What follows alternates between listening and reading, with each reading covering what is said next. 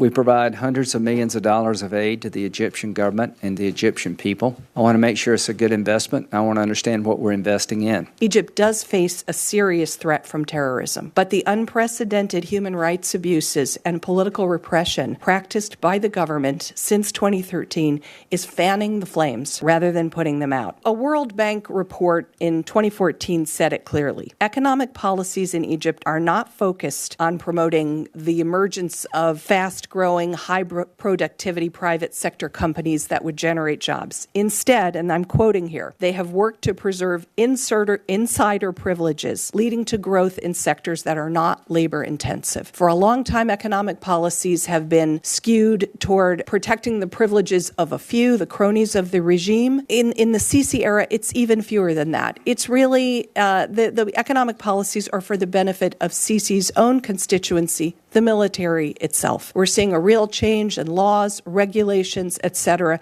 that are allowing the military, rather than the private sector, to take up more and more economic activity. That's what's behind these mega construction projects that Sisi has been carrying out.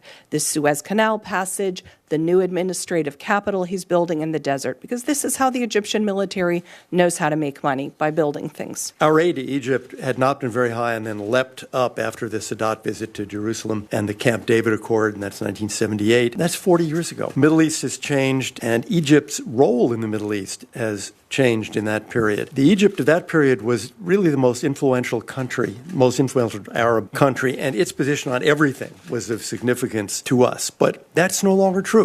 Egypt has no role of significance when it comes to the conflict in Yemen or in Iraq or in Syria, nor really on the Israeli-Palestinian conflict itself. Egypt's weight in the region has really declined. The Egyptian military is actually spending huge amounts of money enhancing their conventional capability. In February 2015, they purchased 24 Dassault Rafale multi-role fighters, a frigate, and missiles from France. And that was a deal worth nearly $6 billion. 2014, they bought four naval corvettes from France. That was $1.35 billion. Fall of 2015, 2 Mistral helicopter carriers from France. Large purchases from Russia. How do purchases like an anti-ballistic missile system from Russia and advanced combat jets really combat terrorist groups like ISIS? How do submarines? Yet Egypt just last week received the first of 4 German-made attack submarines. Total cost €1.4 billion.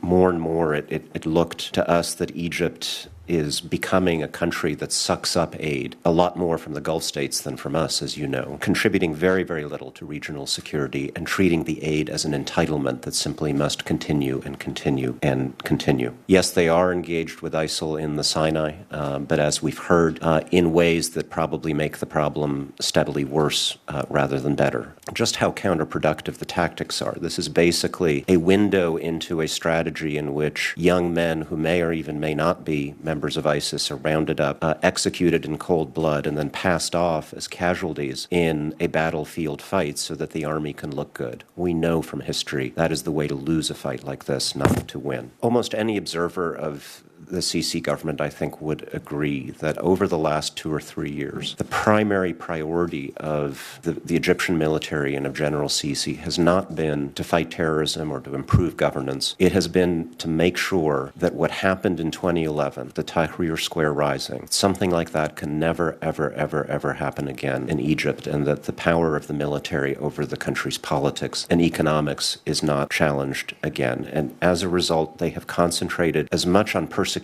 their political opponents, peaceful protesters, independent NGOs, the very people in the country who are most likely to despise jihadism, as it has on hunting down terrorists. My job was talking to authoritarian governments around the world, and I have to say the meetings with the government of Egypt were amongst the least productive and most unpleasant. A lot of governments around the world that do things we don't like, but you can have a thoughtful, intelligent conversation where you're talking to somebody who you feel like they've got the best interest of their country in mind, but they have a different vision for how to achieve them. And in the case of Egypt, it's just angry, rude denial of all problems. And how dare you, U.S. government official, raise these things with us, and where's our money? Thank you very much. Goodbye.